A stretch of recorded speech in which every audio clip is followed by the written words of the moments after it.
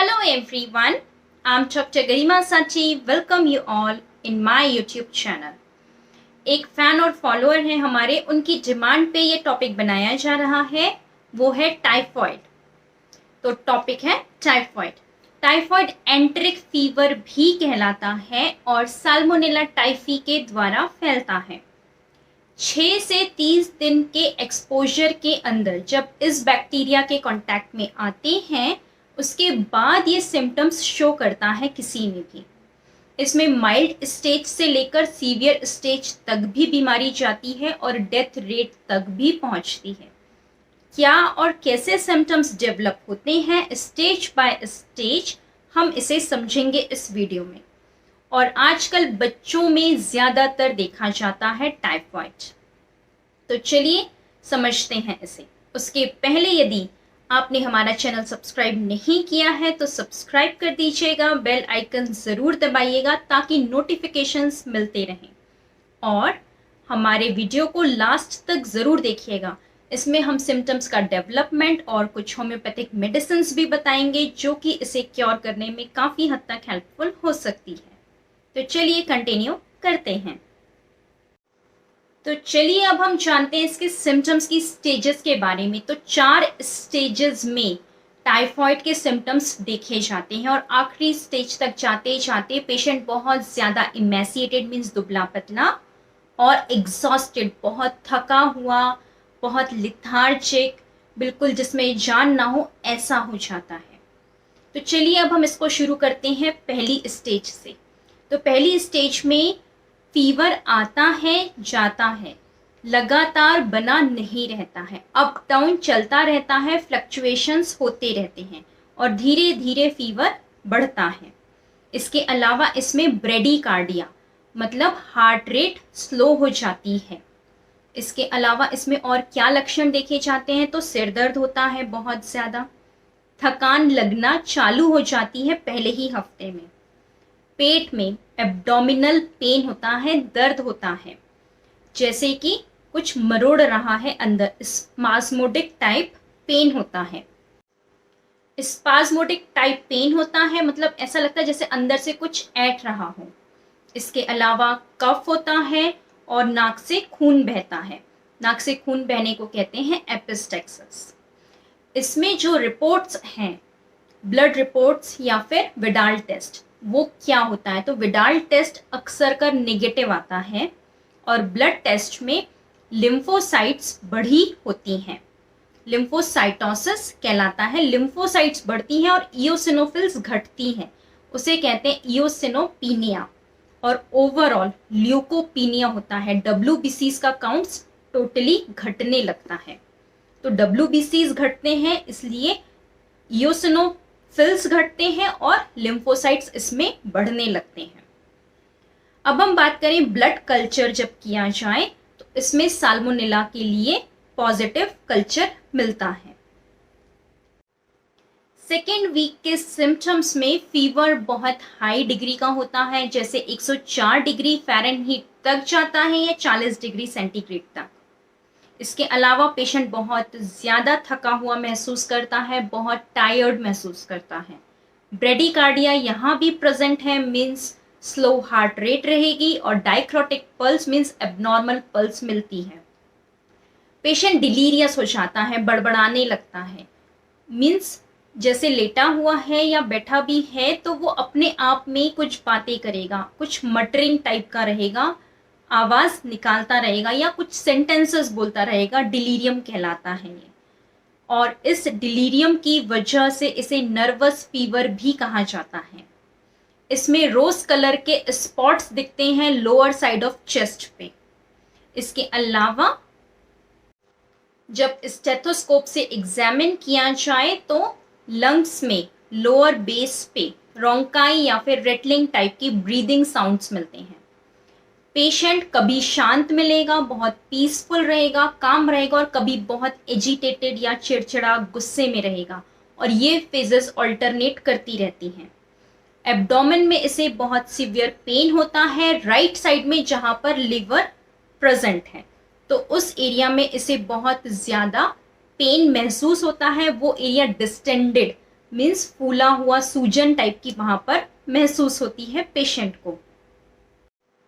पेट को भी जब एग्जामिन किया जाए तो वहां से भी रंबलिंग साउंड्स आते हैं। इसके अलावा डायरिया भी हो सकता है और कॉन्स्टिपेशन भी हो सकता है, मीन्स ये दोनों भी ऑल्टरनेट कर सकते हैं, कभी डायरिया होना कभी कॉन्स्टिपेशन होना। हिपैटोस्प्लीनोमेगैली देखा जाता है, मीन्स लिवर का साइज भी बढ़ जाता है और स्प्लीन का साइज भी बढ़ जाता है सेकेंड वीक ऑफ टाइफॉइड के केस में। ब्लड कल्चर्स इसमें भी पॉजिटिव मिलेंगे और विडाल इसमें स्ट्रांगली पॉजिटिव होता है। फर्स्ट वीक में विडाल नेगेटिव था, सेकेंड वीक में विडाल पॉजिटिव देखा जाता है। एंटी ओ और एंटी एच एंटीबॉडीज इसमें देखने मिलती हैं। थर्ड वीक के सिम्टम्स बहुत ज़्यादा इम्पॉर्टेंस रखते हैं और इन्हें ट्रीट करना बहुत ज़रूरी होता है क्योंकि ये फेटल की स्टेज ले जाते हैं, मीन्स डेथ रेट यहीं पर ज़्यादा देखा जाता है। इंटेस्टिनल हैमरेज मीन्स इंटेस्टाइन में ब्लीडिंग अक्सर कर होती है थर्ड वीक में, तो यदि फर्स्ट और सेकेंड वीक में ट्रीट नहीं किया गया तो ब्लीडिंग भी हो सकती है। कंजेस्टेड पेयर्स पैचेस होने की वजह से वहां पर ब्लीडिंग होती है। परफोरेशन भी देखा जाता है इंटेस्टाइन में और ये परफोरेशन मेन कारण बनता है डेथ का। परफोरेशन यदि बढ़ेगा तो सेप्टिसीमिया मीन्स पूरी बॉडी में सेप्सिस कॉज कर सकता है और ये बहुत ज़्यादा फेटल है, मीन्स डेथ रेट बढ़ाता है। पेरिटोनियम में भी इन्फ्लामेशन कर सकता है यही परफोरेशन, परफोरेट होके ये पेरिटोनियम में जाएगा, वहां पर सूजन होगी, इन्फ्लामेशन होगा, इन्फेक्शन बढ़ाएगा और पूरी बॉडी को अफेक्ट कर सकता है। एन्सेफेलाइटिस मीन्स ब्रेन में भी इन्फ्लामेशन ये कॉज कर सकता है। रेस्पिरेटरी डिस्ट्रेस सिंड्रोम बना सकता है निमोनिया की वजह से या एक्यूट ब्रोंकाइटिस की वजह से। तो ये चीज़ें भी मेटास्टेसिस के केस में हो सकती है। मेटास्टेसिस मीन्स एक जगह से दूसरी जगह फैलना, परफोरेशन के बाद ये कंडीशंस देखी जाती हैं। इसके अलावा न्यूरो या साइकोजेनिक सिम्टम्स देते हैं, जैसे डिलीरियम हमने बताया था सेकेंड स्टेज में। इस स्टेज में वही डिलीरियम बहुत ज़्यादा बढ़ जाता है, ऐसा कि बिस्तर से ये कपड़े फेंकने लगता है, चीज़ें फेंकने लगता है, सामान फेंकने लगता है। और डिलीरियम नहीं हुआ तो उससे भी ऊपर की स्टेज है कोमा हो जाना, मीन्स अनकॉन्शियस स्टेट पे पहुंच जाना पेशेंट का। यदि यही एब्सेस या परफोरेशन मेटास्टैटिक हो जाए, मीन्स एक जगह से दूसरी जगह फैलने लगी, तो ये गॉल ब्लैडर को भी इन्फेक्ट कर सकता है, दैट इज कॉलीसिस्टाइटिस। हार्ट को अफेक्ट कर सकता है एंडोकार्डाइटिस और ऑस्टाइटिस मीन्स बोन्स को भी अफेक्ट करता है।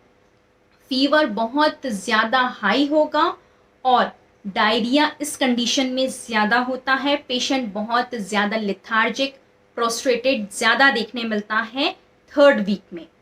पूरी बॉडी पे मैक्यूलर रैश आ जाते हैं, मीन्स दाने आ जाते हैं रेड कलर के, और प्लेटलेट काउंट भी इसमें गिरने लगता है, जिसे कहते हैं थ्रोम्बोसाइटोपिनिया। चलिए अब हम बात करते हैं कि ये क्यों होता है, किस वजह से होता है, कैसे फैलता है और इसके रिस्क फैक्टर्स क्या हैं। तो साल्मोनेला टाइफी एक ऐसा बैक्टीरिया है जिसकी वजह से टाइफॉइड होता है।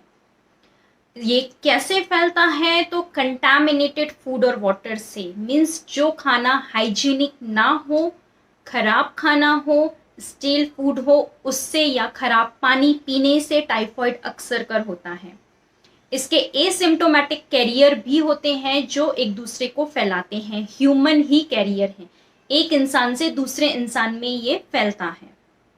और इसका ट्रांसमिशन फीको ओरल रूट के थ्रू होता है। इसके जो रिस्क फैक्टर हैं वो है आसपास गंदगी होना, सैनिटेशन पुअर होना और हाइजीन मेंटेन ना करना, खाने पीने के सामान को खुला रखना, उसमें मक्खियों का आना बैठना, ये सारी चीज़ें इसके रिस्क फैक्टर्स में आती हैं। चलिए अब हम इसके डायग्नोसिस की बात करते हैं कि कैसे पता चले टाइफॉइड है। एक तो सिम्टम्स बता देते हैं, इसके अलावा ब्लड टेस्ट है, बोन मैरो टेस्ट भी होता है, स्टूल टेस्ट, और विडाल इसका सबसे बेस्ट टेस्ट है जिससे पता चलता है कि टाइफॉइड है। हालांकि वो फर्स्ट वीक में नेगेटिव आता है, लेकिन लेटर ऑन स्टेजेस को वो बहुत अच्छे से पॉजिटिव बताता है।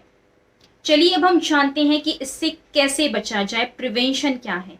तो हाइजीन मेंटेन करें, खाने और पीने के सामान को हमेशा ढक कर रखें, बंद रखें, मीन्स उसे खुला ना छोड़ें कि मक्खियाँ आकर बैठें, और आसपास साफ सफाई रखें। पुअर सैनिटेशन जो रिस्क फैक्टर था उसे कम करें और सैनिटेशन को प्रॉपर करें, हाइजीन प्रॉपर मेंटेन रखें, तो प्रिवेंशन हो सकता है। चलिए अब हम समझते हैं कि इसका ट्रीटमेंट क्या है। तो एलोपैथिकली एंटीबायोटिक्स दी जाती हैं, और डिहाइड्रेशन ज़्यादा हो जाए तो ORS ओरल रिहाइड्रेशन थेरेपी दी जाती है। चलिए फ्रेंड्स, अब हम इसके होम्योपैथिक कॉज, होम्योपैथी द्वारा क्योर्ड केस और कुछ होम्योपैथिक मेडिसिन के बारे में समझेंगे जो कि इसे क्योर करने में काफ़ी हद तक हेल्पफुल हो सकती हैं। तो सबसे पहले जानते हैं हम होम्योपैथिक कॉज के लिए, तो वो क्या है। Not being able to digest something, कुछ ऐसी चीज़ें घटी हैं, ऐसी घटनाएं घटी हैं सराउंडिंग में जो वो डाइजेस्ट नहीं कर पा रहा है, और साथ ही साथ एंगर भी बहुत ज़्यादा है जिसकी वजह से इनडाइजेस्टेबल एंगर है। तो कुछ चीज़ें जो हम पचा नहीं पा रहे हैं और उस वजह से हमें बहुत गुस्सा है, वो कॉज है इस बीमारी का, मीन्स टाइफॉइड का। चलिए फ्रेंड्स, अब हम एक क्योर्ड केस के द्वारा समझेंगे कि ये टाइफॉइड होम्योपैथिकली क्योरेबल है। तो एक पेशेंट जिसकी एज लगभग 12 साल थी, उसे टाइफॉइड फीवर हुआ, बहुत हाई डिग्री का फीवर था, सेकेंड स्टेज में हमारे पास आया था, और उसे बहुत ज़्यादा ठंड लग रही थी। बुखार जब भी आता तो ठंड देकर आता, शिवरिंग भी थी, पूरी बॉडी कोल्ड थी, लेकिन इंटरनल हीट थी। पेशेंट अंदर से बहुत गर्म महसूस कर रहा था, और टाइफॉइड फीवर था तो एग्जॉस्टेड होगा ही, मीन्स वो भी था बहुत ज़्यादा लिथार्जिक, उससे 4 कदम भी नहीं चले जा रहे थे, अंदर बहुत गर्म लग रहा था और ऊपर से बहुत ठंडा था। प्यास उसे बहुत ज़्यादा लग रही थी, लेकिन वो थोड़ा सा ही पानी पी पाता था एक बार में। बहुत ज़्यादा नौजिया और वॉमिटिंग था, खाने की साइट और स्मेल उससे बर्दाश्त नहीं हो रही थी। वो खाने के बारे में सुने भी कि खाना खा लो, ये बना है, वो सोच कर ही उसको नौजिया फील होने लगता था, उसको सोच के ही जी मचलाने लगता था, उल्टी जैसा लगने लगता था। जब भी उसे प्यास लगती तो उसे बर्फ वाला ठंडा पानी चाहिए होता था, गर्म पानी या नॉर्मल रूम टेम्परेचर का पानी बर्दाश्त नहीं हो रहा था। वॉमिटिंग बहुत सिवियर थी, और उसे जो अंदर गर्मी लग रही थी, पेट में इंटरनल हीट थी, वो ठंडे दूध से शांत हो रही थी कि उसे ठंडा दूध पीना है। हम बात करें मेंटल चैनल्स की, तो बहुत ज़्यादा परेशान था, एंग्विश था, बहुत ज़्यादा रेस्टलेस, एक जगह पर बैठ नहीं पा रहा था, कंटिन्यूस प्लेस चेंज कर रहा था, कंटिन्यूस फियर था डेथ का कि मर जाऊंगा, मैं इतना ज़्यादा कमज़ोर हो गया हूँ, खुद की हेल्थ के लिए बहुत ज़्यादा चिंता थी, एंशियस था। लेकिन इतनी बीमारी में भी वो दूसरों को रोका टोकी करना या फिर उनसे लड़ लेना, बहुत ज़्यादा क्वारलसम बिहेवियर था, दूसरों को टोकना, उनकी गलतियां बताना, आपने ये गलत किया, आपने वो गलत किया, इस तरह का बिहेवियर था, दूसरों को दोष देना, रिप्रोच करना। तो ये सारे सिम्टम्स कंसिडर करने के बाद आर्सेनिक एल्बम 1 mg के डोजेस दिए गए, कुछ रिपीटेड, और वो with in 3 days totally recover कर गया। फीवर उसका 24 आवर्स में सबसाइड हुआ, और उसके बाद उसकी कंप्लीट रिकवरी 3 days में हो गई। उसका जो प्रोस्ट्रेशन था, एग्जॉशन था, वो सब भी रिकवर कर गया। तो इस तरह से मेडिसिन वर्क करती है किसी भी डिसीज पे। चलिए फ्रेंड्स, अब हम कुछ होम्योपैथिक मेडिसिन की बात करते हैं जो कि इस टाइफॉइड को क्योर करने के लिए काफ़ी हद तक हेल्पफुल हो सकती है। तो पहली मेडिसिन है बैप्टीशिया। इसमें ओवरऑल पूरी बॉडी में बहुत सीवियर हीट होती है, टेम्परेचर बहुत हाई होता है, और ये बुखार जो है पसीने से, मीन्स इसे आराम मिलता है, स्वेटिंग से रिलीफ मिलता है, और स्वेटिंग भी बहुत प्रोफ्यूज होती है बैप्टीशिया के केस में। इसमें राइट इलियक फोसा में बहुत पेन होता है, right iliac region means right side में, मतलब लिवर के एरिया में, वहाँ पर इसे बहुत ज़्यादा पेन होता है, सेंसिटिविटी होती है और ओवरऑल एब्डोमिनल पेन भी देखा जाता है। इसके जो पेशेंट होते हैं बहुत ज़्यादा बड़बड़ाते हैं, डिलीरियम बहुत ज़्यादा देखा जाता है, मुंह से बहुत ऑफेंसिव ऑर्डर निकलती है कि बर्दाश्त नहीं होता। सामने जो भी कोई बैठेगा और इसने कुछ बोला तो उससे वो स्मेल बर्दाश्त नहीं होती, और ये सिर्फ और सिर्फ लिक्विड पी पाते हैं इजीली, सॉलिड खाने में इन्हें तकलीफ होती है। चलिए फ्रेंड्स, अब हम इसके मेंटल सिम्टम्स की बात करते हैं। तो ये पेशेंट जो होता है बैक्टीशिया का, उसे डबल सेंसेशन फीलिंग आती है कि मैं दो हूँ, मेरे दो की जगह चार हाथ हैं, दो की जगह चार पैर हैं। मेंटल कंफ्यूजन बहुत रहता है, सोचने समझने की शक्ति इसमें कम होती है, और साथ ही साथ कोई भी मेंटल काम दिया जाए तो वो करने से ये मना करता है, मीन्स इसे पसंद ही नहीं होता है कि किसी में मेंटल एफर्ट लगाना पड़े। तो यदि ये सभी सिम्टम्स करस्पॉन्ड करते हैं तो बैक्टीशिया हेल्पफुल हो सकती है। नेक्स्ट मेडिसिन है चाइना। ये इंटरमिटेंट फीवर और टाइफाइड फीवर के लिए बहुत अच्छी मेडिसिन है। हर हफ्ते सेम टाइम पे पीरियोडिक फीवर आता है इसमें, और गैस्ट्रोबिलियस सिम्टम्स होते हैं, मतलब स्टमक को भी इन्वॉल्व करते हैं जो, और बाइल मीन्स गॉल ब्लैडर और लिवर पे अफेक्शंस हैं। साथ ही साथ एक्सट्रीम एग्जॉशन है, पेशेंट बहुत थका हुआ महसूस करता है। चाइना का मीन्स बिस्तर से उठना भी उसके लिए मुश्किल होता है। इसका फीवर और उसकी स्टेजेस बहुत पिक्यूलियर हैं। पहले बहुत ठंड लगेगी, फिर उसे प्यास लगेगी, उसके बाद वापस बॉडी पूरी गर्म होगी, हीट होगी, फिर अगेन प्यास लगेगी। तो ये प्यास उसे हर स्टेज के बाद लगती, चाहे वो ठंड हो चाहे गर्म हो, मीन्स चिल स्टेज हो या हीट स्टेज हो। और पसीना बहुत आता है, ड्रेंचिंग स्वेट होता है, बिल्कुल पसीना चूता रहता है। डिलीरियम की स्टेज भी देखने मिलती है, पेशेंट बहुत ज़्यादा बड़बड़ाता है और इसे दूध मिल्क बिल्कुल भी सूट नहीं करता है। दूध पीते ही इसे डायरिया हो जाता है। तो दूध जिसे सूट ना करे प्लस चिल और हीट की स्टेज के साथ थर्स्ट हो, उनके लिए चाइना बहुत अच्छी मेडिसिन है। और इन्हें फ्रूट्स की डिज़ायर होती है, फल या उनके जूसर्स। अब हम बात करते हैं इनके मेंटल सिम्टम्स की। तो चाइना का पेशेंट अक्सर कर ये सोचता है कि वो अपने दुश्मनों से घिरा हुआ है और दूसरों को हमेशा हर्ट करता रहेगा, और खुद के लिए फील करता है कि वो टॉर्मेंटेड है, टॉर्चर्ड है, हर कोई उसे टॉर्चर कर रहा है, बेचारा टाइप का फील करता है खुद के लिए कि ये लोग मिलके मुझे परेशान कर रहे हैं। कंटिन्यूस थॉट्स चलते रहते हैं दिमाग में, और दूसरों को हर चीज़ के लिए दोष देना, कोई उसकी तरफ नॉर्मली देख भी ले तो उससे सहन नहीं होता है। तो यदि ये सभी सिम्टम्स करस्पॉन्ड करते हैं तो चाइना हेल्पफुल हो सकती है। नेक्स्ट मेडिसिन है वेरेट्रम एल्बम। तो ये भी मेडिसिन बहुत अच्छी है टाइफाइड फीवर के लिए। पर्सन इसमें भी बहुत एग्जॉस्टेड रहेगा, बहुत थका हुआ रहेगा, पूरी बॉडी कोल्ड रहती है, लेकिन there is heat of head, means सिर गर्म रहेगा और चेहरा गर्म रहता है, बाकी पूरी बॉडी ठंडी रहती है। और इसे प्यास बहुत लगती है, और प्यास जो लगेगी वो आइसी कोल्ड वाटर के लिए, ठंडा पानी ही चाहिए पीने के लिए।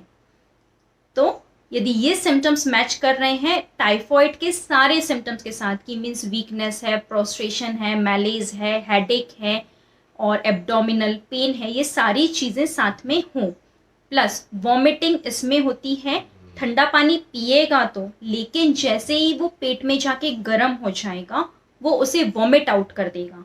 तो वेरेट्रम बहुत अच्छी मेडिसिन है टाइफाइड को क्योर करने के लिए, लेकिन साथ में इसका मेंटल सिम्टम्स जानना भी ज़रूरी है। तो वो ये हैं, वो अक्सर कर दूसरों की गलतियां ढूंढता है, साथ ही साथ उसे ये डर रहता है कि वो अकेला रह जाएगा, अकेले रहने का उसे डर भी होता है।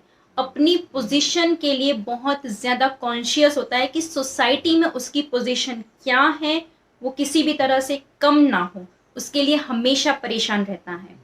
फ्यूचर में कुछ बुरा ना घट जाए उसके साथ, वो इस चीज़ के लिए परेशान होता है। और उसे ऐसा भी महसूस होता है कि वो डायरेक्ट कम्युनिकेशन में है भगवान के साथ, भगवान से वो बातचीत कर लेता है, ऐसे डिल्यूजन्स भी होते हैं ऐसे। तो यदि ये सिम्टम्स करस्पॉन्ड करते हैं तो वेरेट्रम काफ़ी हद तक हेल्पफुल हो सकती है। नेक्स्ट मेडिसिन है स्ट्रेमोनियम। तो इसमें फीवर तेज आता है, वॉयलेंट होता है और इसमें स्वेटिंग भी बहुत ज़्यादा देखी जाती है। फेस इसका ड्राई हॉट होगा और बॉडी की जो स्किन होती है वो बहुत ज़्यादा रेडिश होती है। जब ये वॉमिटिंग करता है तो ग्रीन कलर का बाइल निकलता है, ग्रीनिश वॉमिटिंग होती है और प्यास इसे बहुत ज़्यादा लगती है। लेकिन एसिड ड्रिंक्स के लिए ये पानी पीना बिल्कुल पसंद नहीं करता है फीवर के टाइम। तो इसे अवर्जन है वाटर से और एसिड ड्रिंक्स होंगे तो ही पीता है और वही चाहिए, उसकी बहुत ज़्यादा सीवियर क्रेविंग होती है। इसके अलावा इसमें भी डिलीरियस स्टेट होती है, कंटिन्यूअस बात करना, बड़बड़ाना इसमें भी देखा जाता है। अब हम बात करते हैं इसके मेंटल सिम्टम्स की। ये बहुत ज़्यादा कम्युनिकेटिव एक्सपेंसिव है। 1 मिनट का सेंटेंस 10 मिनट लगते हैं इसे बताने में। बहुत जल्दी डर जाना, पैनिक हो जाना और अंधेरे का बहुत ज़्यादा डर होना, मतलब थोड़ी ना थोड़ी रोशनी चाहिए ही इसे। ज़रा से भी टोटल अंधेरे में रह नहीं सकता, ज़रा देर भी नहीं बर्दाश्त होता। और पैनिक हो जाना, अकेले कमरे में नहीं रह सकता, बंद कमरे में, सफोकेशन होना, डर जाना, घबरा जाना। यदि ये सारे सिम्टम्स करस्पॉन्ड करते हैं तो स्ट्रेमोनियम हेल्पफुल हो सकती है। और लास्ट मेडिसिन है पायरोजन। तो इसमें भी टाइफाइड फीवर कवर करने की कैपेसिटी है, सेप्टिक फीवर्स को भी कवर करती हैं। इसमें अक्सर कर रात में पसीना आता है और ठंड बहुत लगती है, इतनी लगती है कि ऐसा लगता है जैसे हड्डी तक ठंड जा रही है। पेशेंट के सिम्टम्स होते हैं, ऐसा लग रहा है कि जैसे हड्डी पे ठंड लग गई हो, बोन्स तक ठंड जा रही हो। इसे ऐसा लगता है इतनी ठंड है तो मैं आग की सांस ले लूँ, मतलब फायर की सांस ले लूँ, अंदर मैं सांस लूँ तो आग ही आग मेरे अंदर जाए।